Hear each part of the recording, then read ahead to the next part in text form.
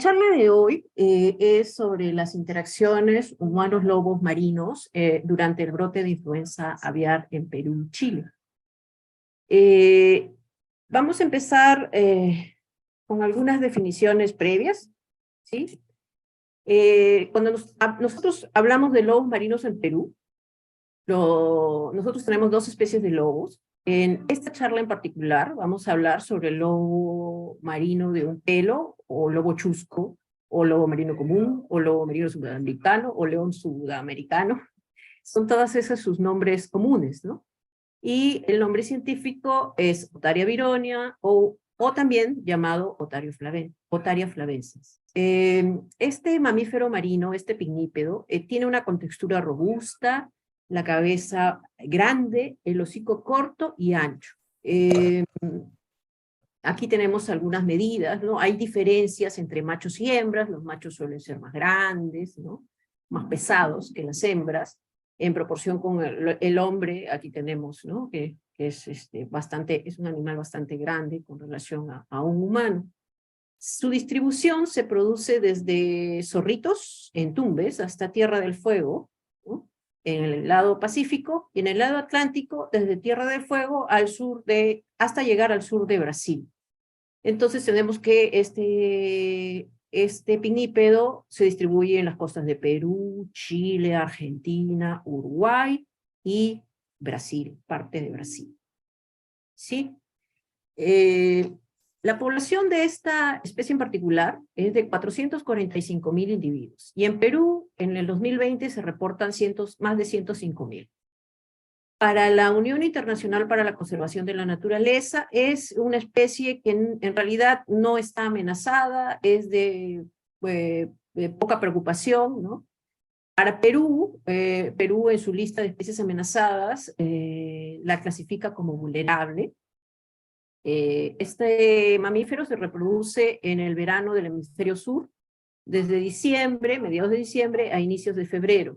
Los machos pueden viajar grandes distancias, hasta 320 kilómetros de la costa, es decir, son más oceánicos que las hembras, y las hembras se distribuyen más cerca de la costa, en pequeños grupos, junto con crías y juveniles, ¿no? Este mapa que ven acá es un mapa de la distribución de las principales colonias y los censos y los conteos realizados en el 2020, ¿no? Las colonias más grandes se encuentran en Ica, ¿no? En la región de la Reserva Nacional de Paracas, ¿no? Esta es la zona sobre todo en Morro Quemado, ¿sí?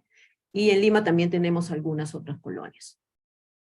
Esto es con respecto al lobo marino chusco. ¿Qué podemos decir ahora sobre la influenza aviar? Ya que es parte también de esta charla. Entre el año 2014 y el 2020 hubo un brote de influenza aviar en Asia, y luego se desplazó hacia América del Norte. Este brote era del H5N8, no el H5N1 aún.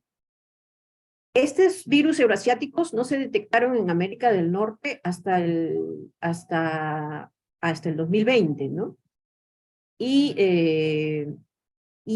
luego, tiempo después, se erradicó, perdón, hasta el 2020, se erradicó en aves de corral, ¿no? Con medidas de control, ¿no? Y también en aves silvestres no se hallaba, era muy, muy raro.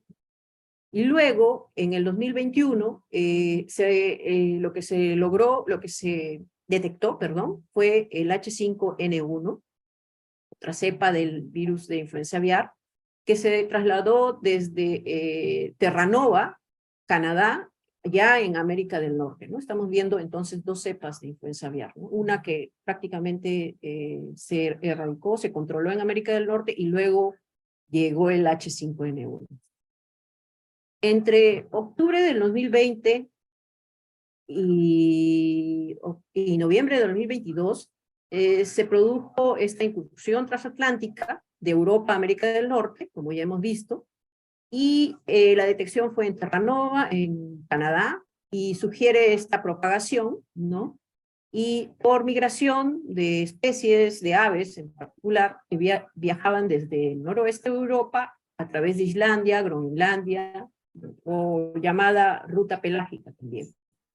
Eso es en cuanto a las aves y cómo es que llegaron hasta, cómo surgieron en Asia, pasaron a Europa, luego a América, sobre todo el H5N1, ¿no? Y eso pasó entre el 2021 y 2022. Luego viajaron por el Pacífico hacia Perú y Chile, ¿no? Esto es para aves, ¿no? Este es el caso de aves silvestres en particular. Pero, ¿y qué sucede con los mamíferos?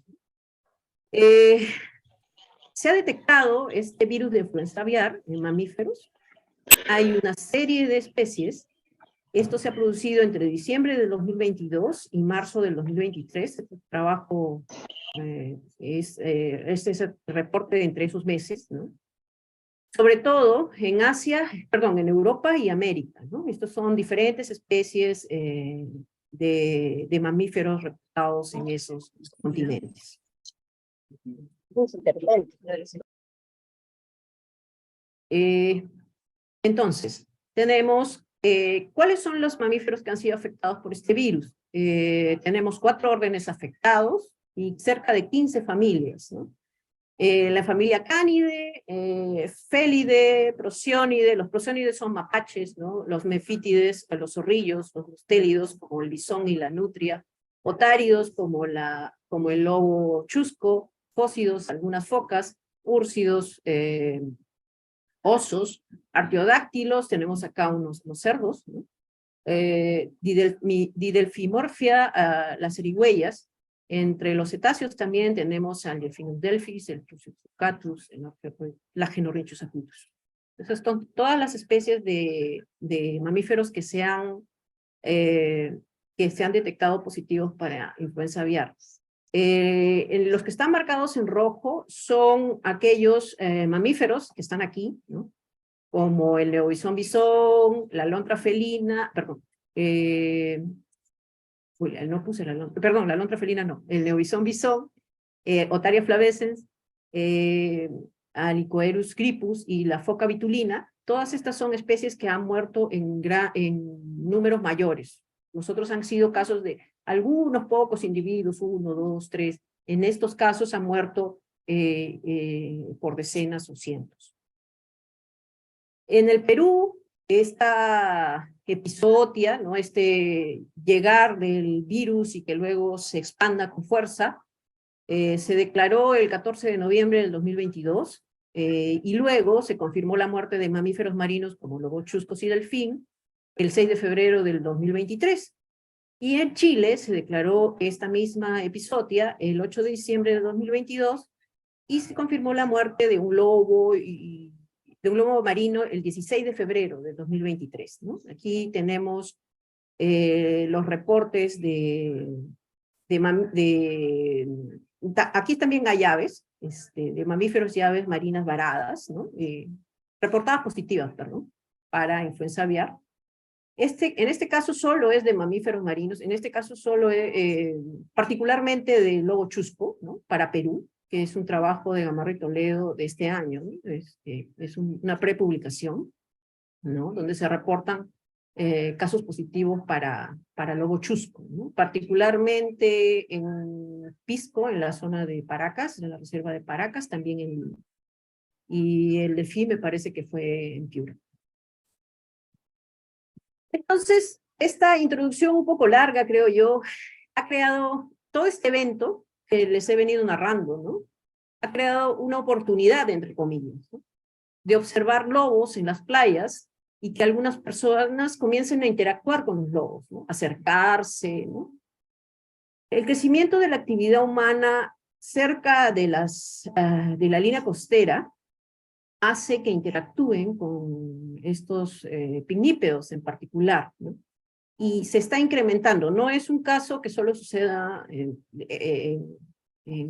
Sudamérica, ¿no? Este párrafo que les estoy leyendo es para Estados Unidos, ¿no? Y estas interacciones incrementan, ¿no? Particularmente el acoso. ¿Qué es el acoso? El acoso significa acercarse al animal, provocándole molestia, puede incluso ocasionarle daño, ¿no? Entonces, vamos a ver un poco más adelante también cómo lo describen, cómo lo describe algunos otros investigadores, cómo lo describen los países incluso, el término de acoso. El acoso puede ocasionar diferentes efectos, ¿no? Desde estrés fisiológico, claro, si tú te acercas, el animal comienza a acelerar sus pulsaciones, eso comienza a consumir energía, ¿no? Lesiones físicas, porque pues estos perros, por ejemplo, pueden morderlos, o las personas pueden golpearlos con varas o con piedras, ¿no? Interrupción del descanso físico, porque no necesariamente los animales, bueno, los lobos están enfermos, sino que pueden estar descansando en un área y llegan personas y los empujan hacia el mar, ¿no? En el afán de ayudarlos, ¿no? También ayudarlos entre comillas. Y este acoso a largo plazo, lo que puede hacer en determinadas situaciones es desplazar poblaciones, ¿no? Entonces, el objetivo de nuestro trabajo fue clasificar las interacciones que se producen entre humanos y lobos, y para ello usamos como fuente las redes sociales. Identificamos patrones de distribución latitudinal de los varamientos. También identificar los estadios de lobos que se reportaban en estos varamientos. Hallar asociaciones entre varamientos y variables como la temperatura superficial del mar, el tamaño de la población humana, la densidad poblacional humana y la distancia del varamiento a la colonia. En este mapa ustedes pueden ver la distribución de las colonias reproductivas en Perú y Chile, ¿no? Basado en los trabajos. Entonces, para eso nosotros hicimos una revisión de páginas y cuentas de redes sociales donde exponían videos y o fotografías. Esto lo hicimos entre noviembre del 2022 y febrero del 2023. Y se produjo en cuentas que reportaban ser de Perú y Chile, ¿no?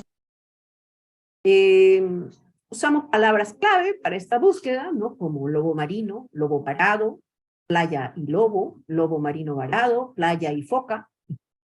Lobo Serfor, Lobo Sag, Lobo Conaf. ¿Por qué foca? ¿No? Muchos de los usuarios no diferencian foca de lobo. Entonces, después nos dábamos el trabajo de ver si eran focas o lobos, si eran lobos chuco. Lobo Serfor, muchas personas etiquetaban a las autoridades, ¿no? Entonces, etiquetaban a Serfor, etiquetaban al SAG, el Servicio de Agrario y Ganadero de Chile, el CONAF también, que también es otra autoridad chilena. También vimos que las fotos nos daban la oportunidad de categorizar las edades, ¿no? Si eran cachorros, juveniles, adultos, machos o hembras, y habían fotos que no podíamos identificar porque se veía muy lejos, entonces los clasificamos como no identificados. También nos permitía identificar, muchas veces nos decían, está en tal playa, ¿no? Entonces nos permitía identificar la ubicación del varamiento, ¿no? La fecha incluso de cuándo se produjo el varamiento, y para eso tomamos como referencia la fecha de la publicación. Entonces, las interacciones, como ven, el primer objetivo era clasificar las interacciones. Entonces, para eso hay un trabajo ya hecho, ¿no? Para este tema de interacciones lobos marinos, y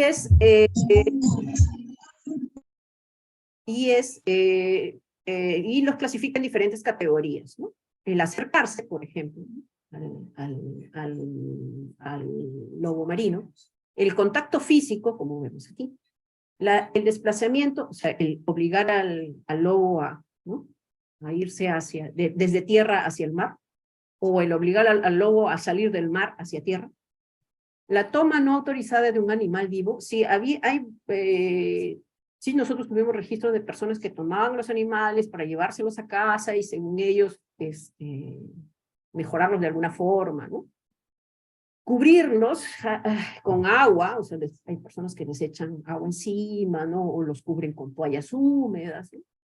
Alimentarlos, personas que también alimentan a los lobos. La interacción canina, muchos de las personas a veces, hay animales que están libres, ¿no? Los perros que andan libres, sueltos, o personas que van con sus perros a las playas y los perros comienzan a ladrar o tratar de mordisquear a los lobos, ¿no? Otros, por ejemplo, arrojar piedras, que también registramos eso, ¿no? Personas arrojando piedras a los lobos. Los resultados de nuestro trabajo incluyen reportaron 312 lobos chuscos varados. Y esto se reportó en 226 posts, ¿no? En Perú el 87%, en Chile el 13%, ¿no? Y esto fue del 6 de noviembre al 26 de febrero, del 6 de noviembre de 2022 al 26 de febrero de 2023. La distribución de los varamientos fue desde Zorritos hasta Valparaíso, ¿no? Zorritos al norte en Tumbes, hasta Valparaíso, que es al centro de Chile, ¿no? Y las interacciones, según la clasificación que ya les mencioné, fueron, en realidad todas las interacciones implican acercarse al lobo, ¿no? Pero las que implicaban solo acercarse, sin tocarlo, sin darle de comer, sin ninguna otra interacción, tomaban un 64.5%. El contacto físico, un 10%, la interacción con perros, un 2%, alimentación, menos del 1%, el desplazamiento por mar, menos del 1%, el desplazamiento desde tierra, el 7%, el taparlo con agua o toallas, casi un 2%, la recolección no autorizada, 0.4%, y otras, 0.8%. También separamos una serie de interacciones a las que llamamos indirectas, que en realidad implicaban acercamiento, pero acercamiento que no iba más allá de, o sea, era de 5 metros a más, ¿no? 5, 10, 20 metros allá. Entonces era un 11.3%. Las clases de edad eran mayormente hembras, seguido de juveniles, cachorros, machos con 11% y no identificados un 20%, ¿no? Y acá ven la distribución de esta, ¿no? En el grado 12, o sea, Lima, había una mayor cantidad de individuos observados, ¿no? Los varamientos en el Perú se distribuyeron, como ven, en Lima. Aquí está Lima, es la capital del Perú, en la costa central, el 46% de los varamientos. Tumbes, un poco en Tumbes, ¿no? Que es cerca del 12%, y en Chile se distribuyeron principalmente en Antofagasta, que es la costa norte, con un 4%, y Valparaíso, la zona central, con 4%. Entonces, hemos hecho análisis previos, son una serie de multivariados que hemos hecho para identificar variables que pueden estar influenciando en estos, que pueden explicarnos los varamientos de estos lobos, ¿no? Entonces, hemos identificado que la distancia a las colonias del punto de varamiento puede explicar esto, la temperatura superficial del mar también, el tamaño poblacional humano también puede explicarlo, y la densidad de las poblaciones humanas también puede explicarlo, ¿no? Entonces, este gráfico aquí algo complicado, y que es otro tipo de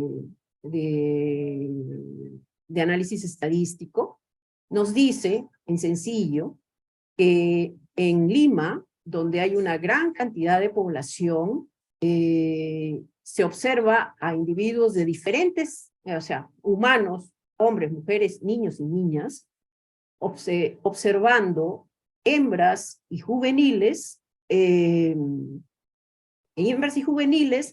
en zonas que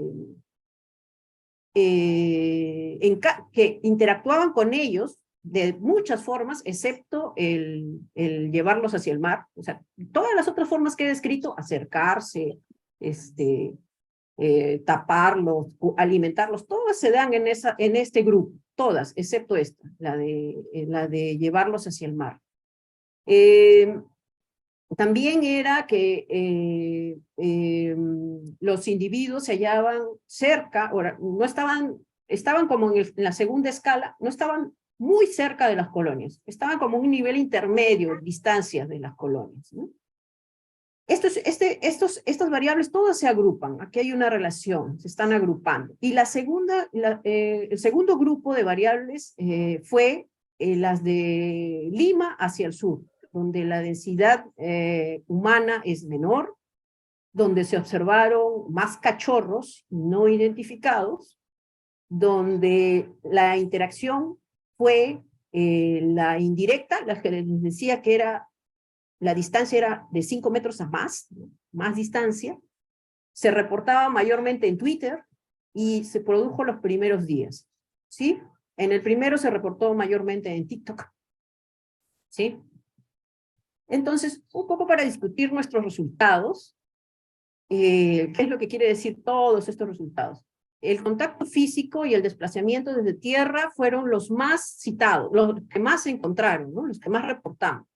Y es lo que reportan evaluaciones anteriores, como la de Newcomb, del que hemos ya estado hablando.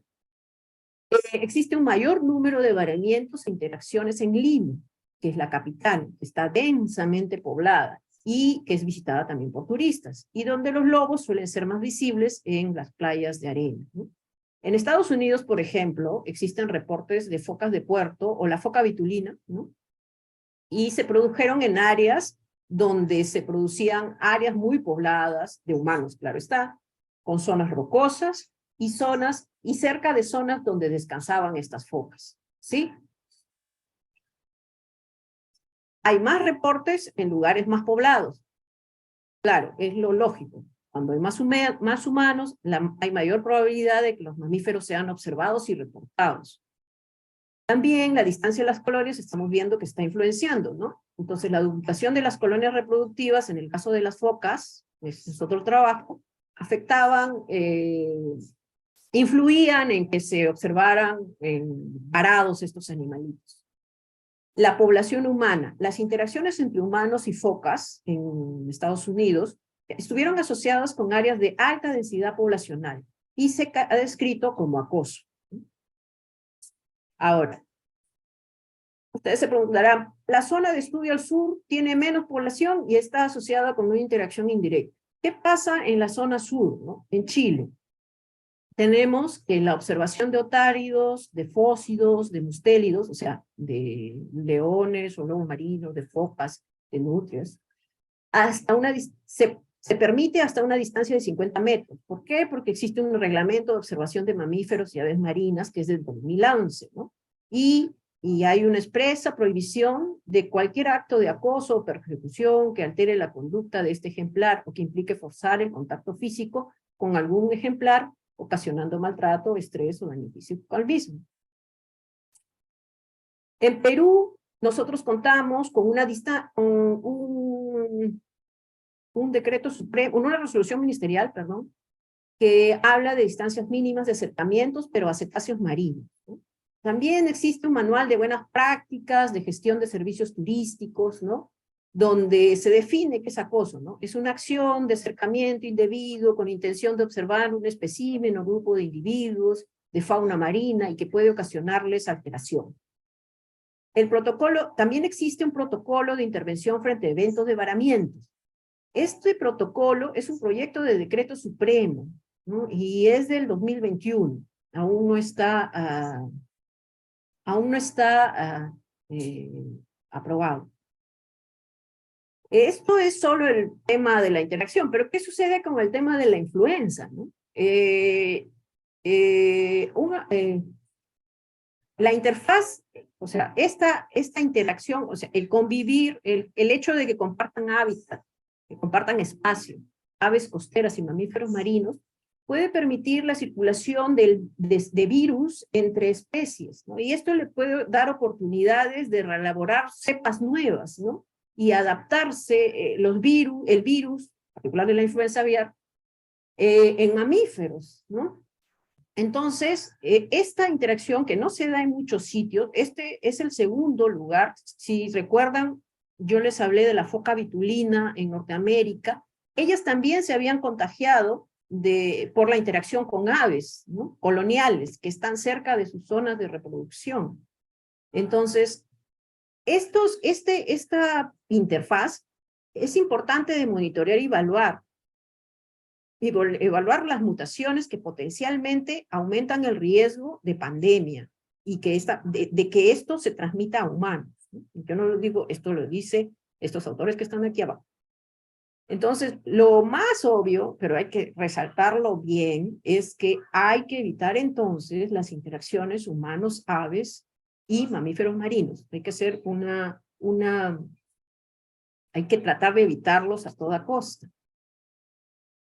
Las interacciones se están dando en este momento, ¿no? Por el tema de que ya no solo tenemos la influenza aviar, sino también tenemos un niño en desarrollo, ¿no? Entonces hay una falta de alimento que empuja a los lobos a acercarse a las zonas costeras, y en las zonas costeras se han observado, esto es 2023, ¿eh? Se han observado frente a bancos, o se han observado, incluso este es un reporte en Arequipa, de lobos que se acercan, que ingresan a los lugares de cultivo, ¿no?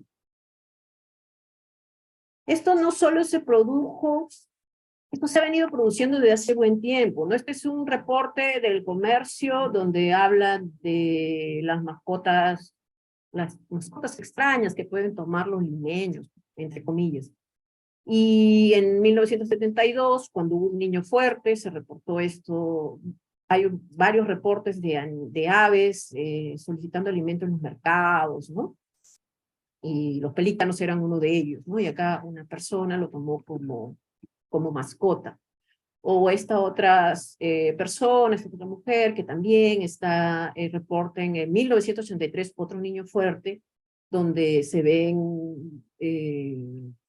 un pingüino, ¿no? Que luego lo tomó como mascota. Entonces, esto se produce cada cierto tiempo y tenemos que tener en cuenta de que los animales silvestres son eso, animales silvestres. Y nuestra intervención a veces no, si no somos especialistas, no necesariamente va a ser la más feliz. ¿Qué sucede en otros países, no? En Estados Unidos, por ejemplo, se informa a la población a través de las páginas web, ¿no? ¿Qué sucede si yo alimento a un animal? Es un mamífero marino, ¿no? En estado silvestre. Se les explica a los usuarios. Y también se les advierte de que existen multas, existen penalidades, ¿no? Dependiendo de la gravedad, ¿no? Hasta $11,000 o un año de prisión. Y acá no tan lejos, en Chile, también hay un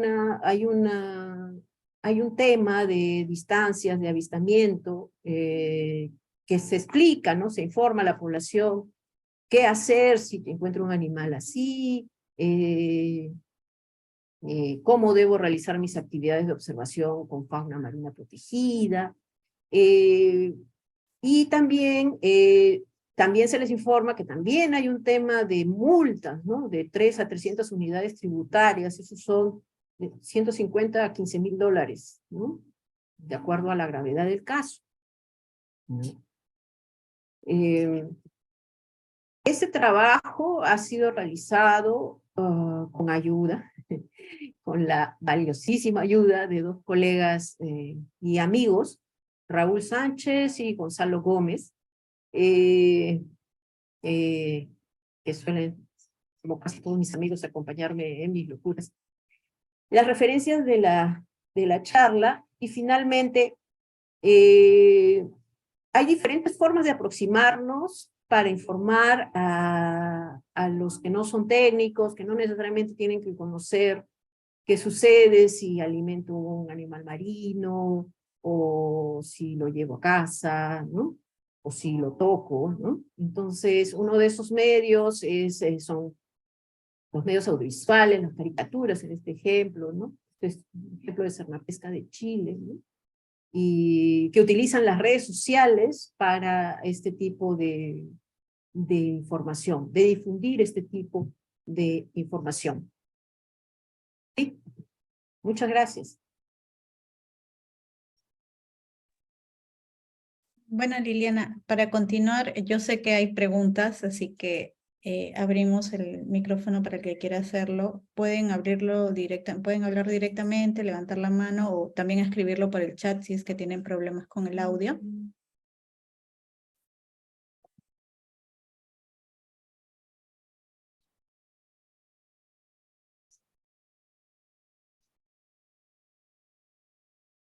A ver, aquí tengo una pregunta que nos han hecho llegar. Un minuto, por favor. Ya. A raíz de lo último que estabas comentando, ¿qué debemos hacer las personas cuando nos hallamos con animales varados en las playas? Sí,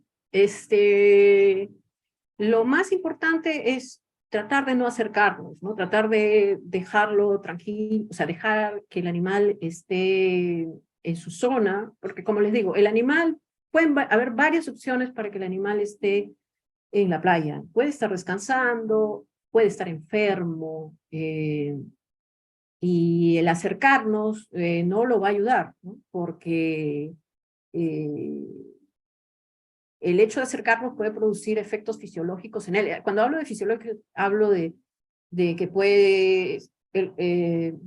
se puede estresar, el corazón comienza a latir con más fuerza, eso empieza a consumir energía, y muchas veces estas especies que varan están mal alimentados, ¿no? Entonces la energía, en lugar de dedicarla a descansar, la dedican a, a acelerar su metabolismo, ¿no? A acelerar sus latidos, ¿no? Entonces hay que dejarlos. La segunda opción es que se reporte a la autoridad respectiva. En este caso puede ser Senfor, ¿no? Hay una serie de teléfonos, ¿no? Para, para ello. Buenas tardes. No sé si podría hacer una pregunta. Sí, claro, lo escuchamos. Claro, Liliana, buenas tardes. He llegado a la última parte de tu disertación, disculpa. Eh, Hola, José. Trabajo con varamientos desde el año 1994, ¿no? Reportando, midiendo los animales, identificando a través de cráneos y bueno, etcétera. ¿Tú qué me recomendarías, qué medidas me recomendarías tomar ahora con esta emergencia del virus aviar para, bueno, qué medidas de bioseguridad, etcétera? Me gustaría que lo recalques, porque hay muchas personas en el Perú que hacen este trabajo, incluso el personal de CERFOR, de IMARP, etcétera, ¿no? Gracias. Gracias, José. Sí, hay varios documentos en la web donde se hablan de los protocolos, ¿no? De protocolos de para tomar muestras, para reportar los varamientos. Hace poco leí uno de agrorural, ¿no? Hay que usar ciertos equipos de protección personal, mascarillas, vestimentas, protectores de los zapatos, guantes. Hay que tener mucho cuidado porque, como bien sabemos, José y yo, el virus se puede transportar incluso en los zapatos. Entonces hay que tener mucho cuidado, y también es que tampoco hay un tema de que, claro, ya lo he comentado, ¿no? De contagio, ¿no? De posible contagio. Sácaselo.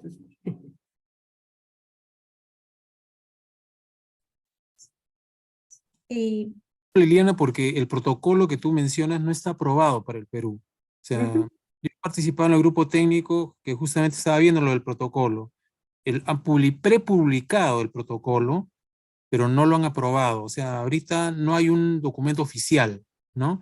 En el grupo técnico también se pidió que los investigadores tuvieran una carta del Comité de Ética de una universidad, que esa carta garantizara el uso de bioseguridad durante la investigación.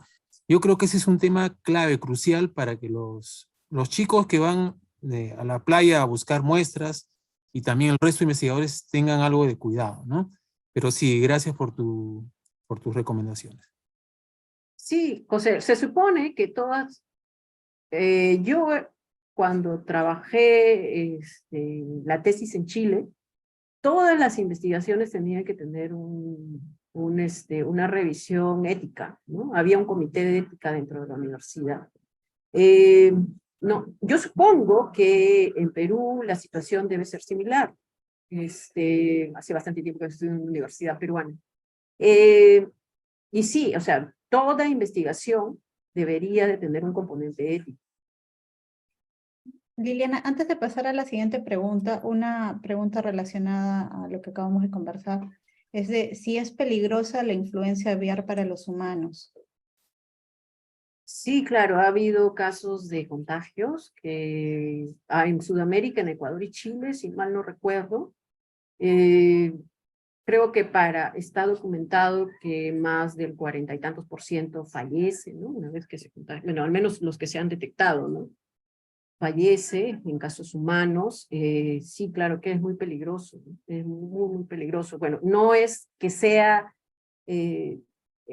los casos no son numerosos, ¿no? No son numerosos, no es que se produzca eh, mucho, pero si se contagia, los casos pueden ser muy graves, ¿no? Para continuar, justo Carlos Calvo quería hacer una pregunta. Te escuchamos, Carlos. Hola, ¿qué tal, Liliana? Muchas gracias. Bastante interesante y justo un tema también que a mí me interesa mucho de interacción. Pero antes unas cosas para agregar a lo que dijiste, ¿no? Lo de humanos, bueno, y sería bueno también verlo también con epidemiólogos de humanos, porque tengamos en cuenta que influenza aviar, esta cepa que anda circulando, que es una cepa china, está desde hace más de 10 años, si no me equivoco, rondando el planeta.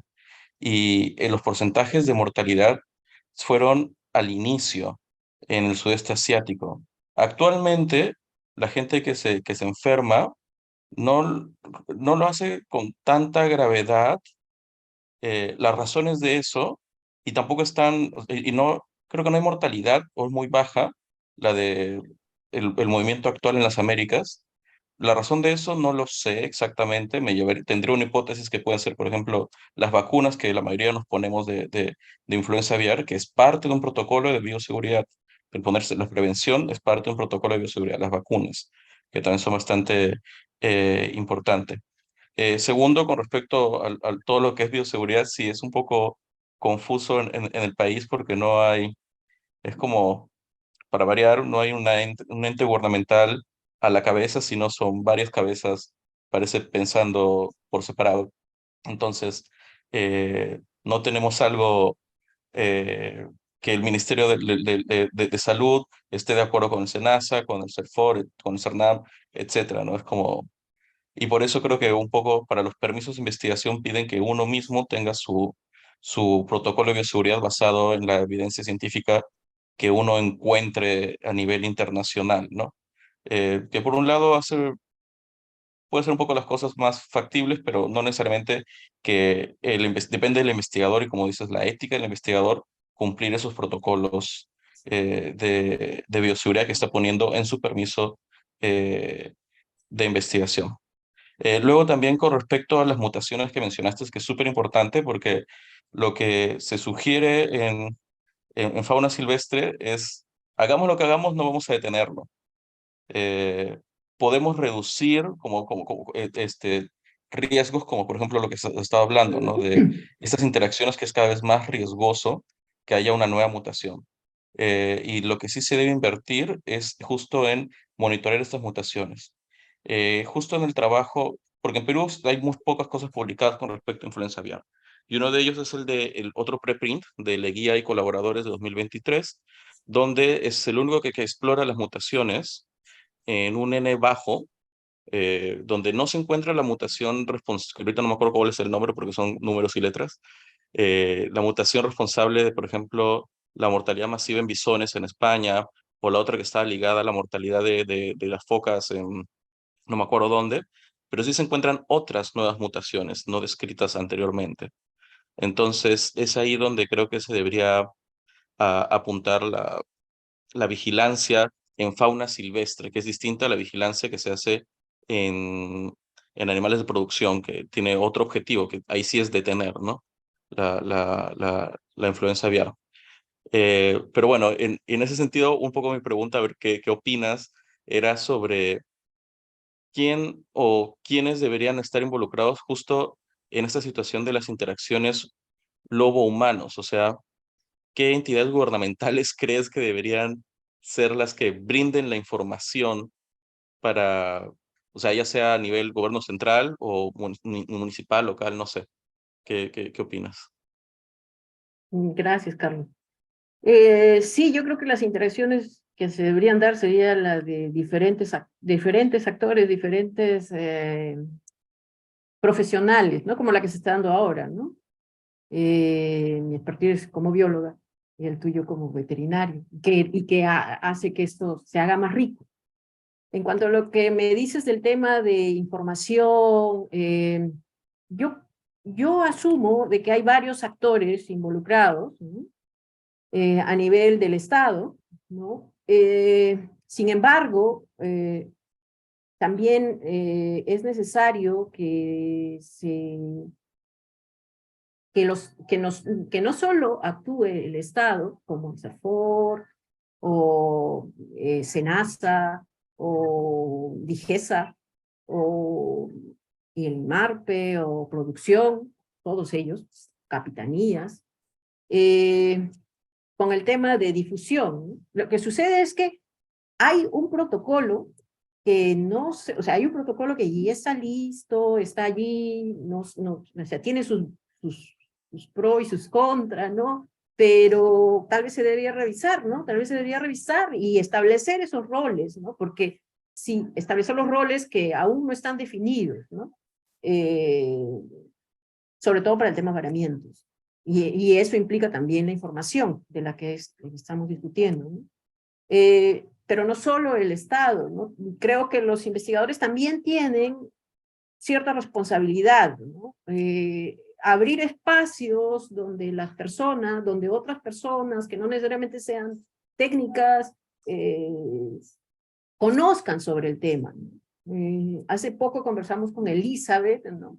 Y con Javier, que son los comunicadores de APECO, y ellos me comentan, yo no conozco sobre esto, o sea, estoy aquí o sea, para mí esto es nuevo, ¿no? Esto de las interacciones con fauna silvestre, ¿no? Lo que pasaba con Sandra Márquez al inicio de estas charlas, ¿no? Que hablaba de que los pingüinos eran mascotas, ¿no?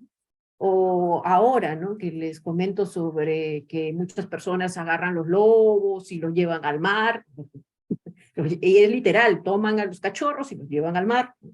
O es literal, agarran un lobo, un lobo hembra y los toman en brazos, varias personas, y los llevan al mar. Entonces, hay un tema de desconocimiento total, ¿no? Entonces, entonces hay que establecer responsabilidades, no solo del Estado, sino también de este lado, ¿no? Del lado de los que manejamos o intentamos manejar cierta información.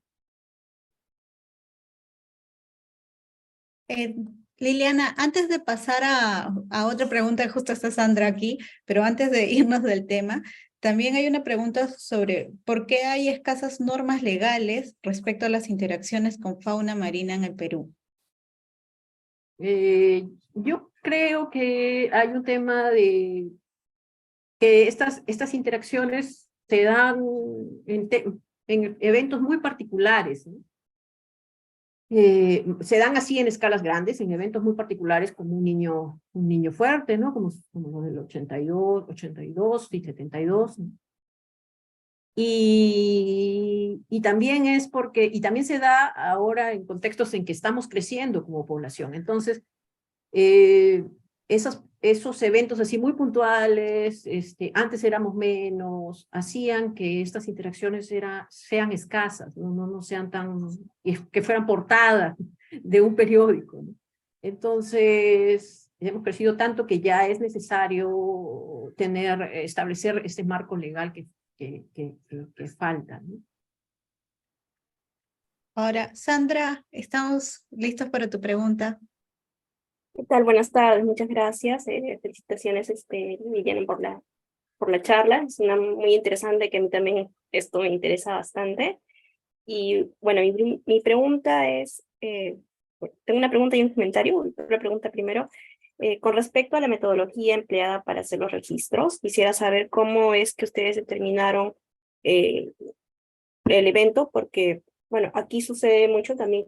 Como grupo de rescate de animales marinos nos llegan a nosotros, más a veces creen que somos autoridad, ¿no? Y nos llaman y nos reportan casos, hemos recibido reportes de lobos, pero a veces es difícil distinguir entre si las dos personas están reportando un mismo caso, porque suele pasar que los lobos se están moviendo, ¿no? De repente acá estaba en el muelle de Huanchaco y al rato ya está más al fondo, ¿no? En una playa más al fondo. Entonces, eso es lo que me gustaría saber, cómo ustedes, con la metodología que emplearon, pudieron distinguir los eventos. No, sí, sí encontramos eventos, sí, no, sí, sí hemos encontrado el mismo lobo en 2 o 3 días recorriendo varias playas, ¿no? Y nos solíamos quedar con el primer reporte. Sí ha sucedido, pero buena parte de los reportes eran espaciados en tiempo.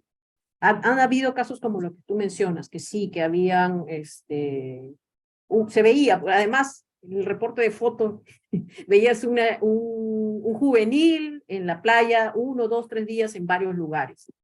En Ventanilla, por ejemplo, yo recuerdo perfectamente ese caso. Pero luego, generalmente lo solíamos tomar los primeros avistamientos.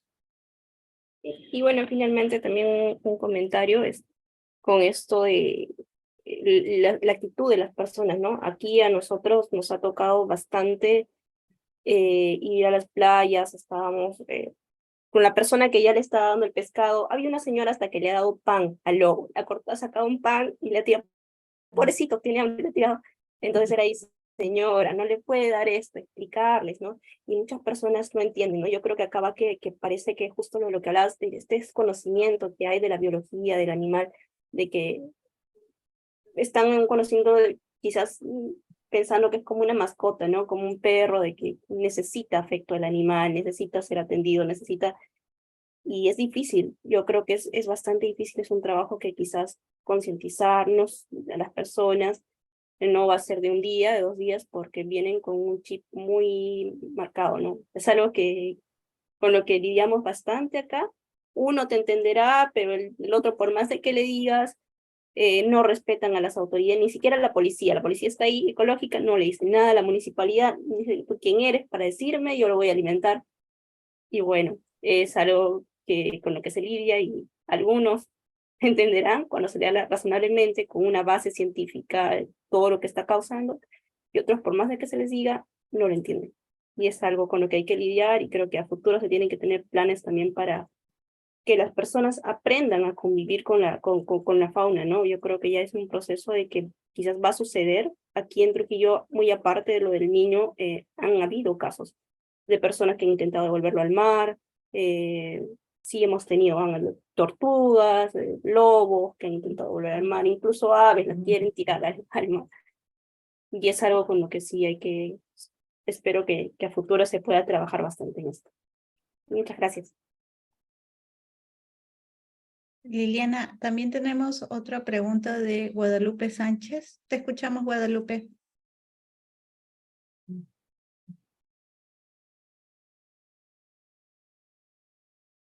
Doctora Guadalupe. Cerrar mi micro. Ahora sí, ya está bien. Gracias, disculpen. Bueno, decía de que, aunque no es mi especialidad realmente los marinos, sin embargo, me interesó el tema de la participación, cómo participa la sociedad civil cuando está en presencia de los lobos, ¿no? De repente no se encuentran, sobre todo en estas temporadas en las cuales hay maretazos y los lobos salen fuera de su ámbito. Entonces, yo creo que no hay que esperar, no sé, y usted me dirá, esperar que haya estas inconvenientes, ¿no?, climatológicas para hacer una propaganda, una difusión de cómo conducirse, ¿no? La población frente a estas circunstancias. ¿Qué es lo que se debía hacer si uno se acerca a las loberas o se acerca a una zona protegida? ¿Cómo debía ser su conducta de estas personas? Pero ya sea por escrito, por los mismos que pueden estar, digamos, apoyando esa difusión de ir a estas zonas, ¿no? A conocer, ¿no? A este grupo tan importante de mamíferos, ¿no? Entonces, debería haber alguna, ¿cómo podría decirle? Una difusión, sí digo, pero una propaganda de cómo conducirse frente a esta situación. No sé qué le parece, quién podría ser, o quién está haciéndolo, cómo lo está haciendo, ¿no? En qué época sería la más propicia para difundir toda esta información, ¿no? Sí, gracias. No, gracias a usted. Estos eventos se han estado produciendo hace varios años, o sea, sí tiene, como le digo, el tema ha sido que los lobos suelen llegar a las playas, ¿no? Suelen llegar a las playas, sobre todo en los primeros meses del año, ¿no? Por un tema de que se encuentran en reproducción, ¿no? Sí, bueno, y sí, hace varios años debimos de informar a la población sobre cómo conducirse con estas especies. Sí, hay más de un, como conversábamos con Carlos, hay más de un actor desde el Estado que por un tema de que es su papel es como proteger a las especies amenazadas en el caso de CEPOR, o DIGESA, por el tema de que puede haber problemas con la salud humana, o el mismo Ministerio de Producción, bueno, el Ministerio de Producción por otras especies que no necesariamente tienen que ser los lobos, como los cetáceos, que deberían de liderar ciertas campañas, ¿no? Pero como les vuelvo a repetir, yo creo que también es un tema de que la sociedad civil, empezando por nosotros, las ONGs, deberíamos esforzarnos un poquito más en también unirnos a estas campañas. Yo sé que hay algunas que ya han empezado, conozco el trabajo de Sandra, ¿no? De Sandra y de Cooperación, por ejemplo, ¿no? Que sí, que no, o sea, no es solo un tema, generalmente las personas que van a áreas protegidas, que es lo que usted mencionaba, reciben información sobre cómo comportarse, bueno, algunas, no todas, pero reciben información sobre cómo comportarse con la fauna silvestre, pero las personas que van a las playas, no necesariamente, ¿no? Entonces sí, debería haber una campaña de información desde el sector público y también desde el sector privado.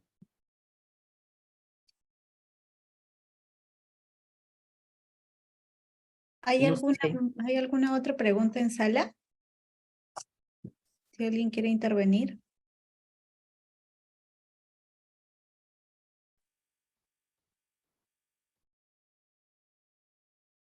Liliana, yo hice una pregunta en el chat. Sí. ¿Qué piensas sobre la saca de lobos chuscos en el litoral? Yo sé que es un tema complicado en estos momentos, ¿no? Pero tú que has estudiado en Chile sabes que allá hay sacas. Bueno, no, hay una saca, hubo una saca hace muchos años, no es que haya sacas. no, pero se han producido varias. Sí, pero hace mucho. Y las han ejecutado privados, ¿no? Entonces, creo que es un tema polémico, pero yo cuando voy al campo, los pescadores artesanales siempre tocan el tema. Quisiera que tú me refresques un poco, actualízame, por favor. Gracias, José. No, mira, lo que sucede es que este tipo de eventos, niño, ya hacen bastante con las poblaciones de aves y mamíferos marinos, ¿no? Hace poco, los reportes de ahora de mortandades de mamíferos marinos son bastante elevados, ¿no? Sobre todo de lobo chusco, ¿no? Y en las zonas donde más abundan, ¿no? Por ejemplo, Morro Quemado, ¿no? O sea, los reportes son altos, los reportes de mortandad son muy, muy altos. Si nosotros hacemos, y para el tema de saca de lobos, hay que también tener en consideración una serie de cosas que no, bueno, dónde sacarlos, qué sacar. Entonces, yo creo que ya la naturaleza hace bastante, está haciendo bastante. Ahorita hay una saca inmensa de lobos por el fenómeno del Niño. Yo entiendo, en Chile también hay mucho pescador artesanal quejándose por la interacción, ¿no? Sin embargo, hay algunos estudios que hablan de que los que realizan estas interacciones en realidad son grupos, o sea, son grupos que van y hacen esta interacción, que no todos los lobos lo hacen. Entonces, de repente estás extrayendo lobos, pero no necesariamente los que están interactuando, ¿no? Entonces, es un poco complejo, un poco complicado. Como te digo, yo pienso que el Niño está haciendo bastante ya con la saca de lobos, ¿no? Como para que nosotros querramos hacer otra más. Liliana, tenemos otra pregunta en el chat de Patricia Sarabia y nos pregunta, para el caso de varamientos que se están observando a nivel nacional y de otros países, ¿qué experiencias se tienen en otros países a nivel gubernamental? ¿Cómo vienen afrontándolo y quiénes lo lideran? Ya, en el caso de varamientos, mi caso más cercano es el de Chile. Yo recuerdo que habían ciertas instituciones que estaban dentro de un grupo en particular, un grupo técnico, y que estas instituciones renovaban un permiso cada año, ¿no? Un permiso para tomar muestras, solo para animales varados marinos, para tomar muestras, para incluso para acercarse a las playas y hacer conteos, censos, ¿no? Solo para el tema de varamientos, ¿no? Solo para eso. Este grupo técnico trabaja en torno a eso y forman redes bastante grandes, ¿no? En toda la costa de Chile, por ejemplo, en mi caso más cercano. Liliana, también Janet Chávez nos está levantando la mano para hacer una consulta. Janet, te escuchamos. Buenas noches. Mi pregunta es la siguiente. En todos los casos de varamiento de crías o Jordan, como les dicen, a los de lobo fino, lobo chusco, ¿han encontrado o se han registrado o han encontrado datos de que cerca del varamiento de crías hay también hembras o todas las crías han sido encontradas durante los periodos de tiempo que han estado en contacto con las personas, en todo este trajín, ¿no? De estar registrando el evento por video, por datos, por escritura, solos totalmente, o han estado hembras también enfermas a una distancia prudencial? Esa es mi duda, ¿no? Porque siempre se encuentran crías junto a las hembras, ¿no? Pero no he visto, digamos, que los reportes hayan sido grabados de este tipo, ni en las redes sociales, y bueno, en la presentación tampoco. Al respecto, ¿hay algún cuestionamiento de por qué se da? ¿Algún tipo de explicación? Gracias. Sí, nuestros reportes han sido de hembras, ha habido hembras grávidas. Creo que algún video donde la hembra está grávida y alguien intenta ayudarla a parir. Pero la mayoría de cachorros que hemos visto estaban solos, ¿no? Estaban solos. Hay poquitos donde se vea hay muy poquitos, yo recuerdo que no hay muchos, hay muy poquitos donde se vea a las hembras y cachorros. Generalmente los cachorros estaban solitarios, no. Y como les digo, hay 1 o 2 reportes, no dentro de nuestra data, donde se ve a hembras que están muy mal, muy enfermas, están vivas aún, y las personas las ayudan les extraen el cachorrito. Eso. Carlos, te escuchamos. Sí, para añadir a eso de ahí de los cachorros. Bueno, normalmente en nuestra experiencia, Y bueno, quizá me presento. Yo soy Carlos Calvo Mac, médico veterinario, y bueno, trabajo con un grupo de varamientos desde el 2006 en La Libertad, básicamente. Eh, entonces, con respecto a los cachorros, normalmente estos los cachorros hay que diferenciarlos bien de un animal ya en proceso de destete. El cachorro es como que negrito y bien rollizo. Y los cachorros están presentes básicamente en el verano, entre noviembre hasta como marzo. Después de eso, lo que vamos a encontrar es lo que la mayoría de gente llama bebé, cría, etcétera. Son animales que ya son más marrones, un poco llegando al metro de largo, y que la mayoría de ellos o sea, igual pueden amamantar, pueden recibir leche, ¿no? Pero están en proceso, digámoslo así, como de destete, y no son tan dependientes de una madre tal cual, ¿no? También otro, digamos, mito urbano que se ha ido trasladando a lo largo del tiempo es, y que hasta lo he visto en antiguas publicaciones de Serfor, creo, es el hecho de la madre va a recoger a la cría. Porque, por lo menos en mi experiencia, todos los lobos chuscos y finos paren en sus colonias de lobos, lejos de una playa pública, de una playa con mucha gente, ¿no? Si nosotros ya encontramos una cría, es decir, este animal negrito dependiente de leche, en una playa, es un animal que no ha sido parido ahí, es un animal que ha sido traído por las olas probablemente, y en Chile hay justo una publicación respecto a cómo cuando hay maretazos, los cachorros varan, eh, y al estar el cachorro ya en la arena, ha tenido que, por lo menos, dependiendo de qué tan lejos está el lugar de aparición, ha tenido que ingerir o, digámoslo así, respirar agua, por lo que una neumonía es lo más probable que se lo vaya a llevar, si es que no es la inanición o algún carroñero que se lo vaya a comer. Y en mi experiencia en todos estos años, nunca he visto que el tal cual, lo de la madre que venga a recoger a la cría, porque ya básicamente la perdió. Esta cría solo tiene dos oportunidades: morir o ser eutanasiada, o ir a un centro de cautiverio definitivo. Eso era lo que quería agregar sobre esa pregunta.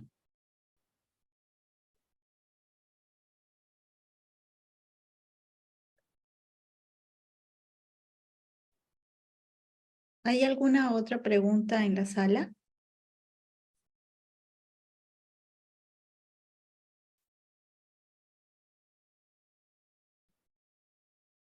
Bueno, Liliana, no sé si quisieras dar algún mensaje final antes de terminar la reunión.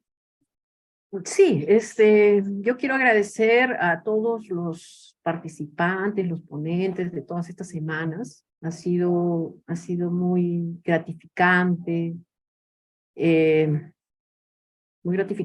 escuchar a los jóvenes investigadores, eh, desarrollar sus esfuerzos y tener la iniciativa de compartir sus resultados, ¿no? Que es algo que no necesariamente se tiene que hacer, pero si hay la voluntad, se agradece. Sobre todo para personas que no necesariamente son técnicas, ¿no? Porque eh, como les repito, hay mucha información de la que no se conoce, y si no, no abrimos canales, vamos a seguir repitiendo las experiencias, ¿no? El 72, el 82, el 2023. Y lo malo que ahora, el 2023, tenemos un virus de influenza aviar, además. Liliana, disculpa, hay una pregunta más. Andrea Hopkins, te damos el pase. La pregunta es, ¿por qué hay más presencia de lobos chuscos que finos en las playas? Porque hay más lobos chuscos que finos. Las poblaciones de los lobos chuscos son mucho más grandes que los finos. Las áreas reproductivas de los finos son muy escasas, ¿no? Está San Juan, está San Fernando, del centro hacia el sur, ¿no? Entonces, y son escasos, ¿no? Entonces, en cambio, los lobos chuscos son mucho más, no recuerdo los números ahora de lobos finos, pero los chuscos son mucho más numerosos. ¿no? Entonces, hasta ahora no hay reportes de influenza aviar en lobos finos, y sería un terrible para la especie porque son escasos.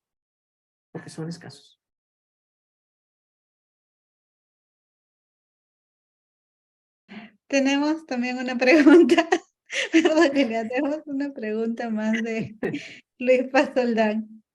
Pregunta, ¿diseñaría un sistema de monitoreo con participación ciudadana a partir de su metodología y sus resultados? Ah, sí, bueno, ya hay iniciativas de ciencia ciudadana, ¿no? De ciencia ciudadana, iniciativas que consideran, incluyen a personas que se preocupan por la vida silvestre, ¿no? Sí, es una buena idea de proyecto, pero hay que pensarlo bien para diseñarlo bien.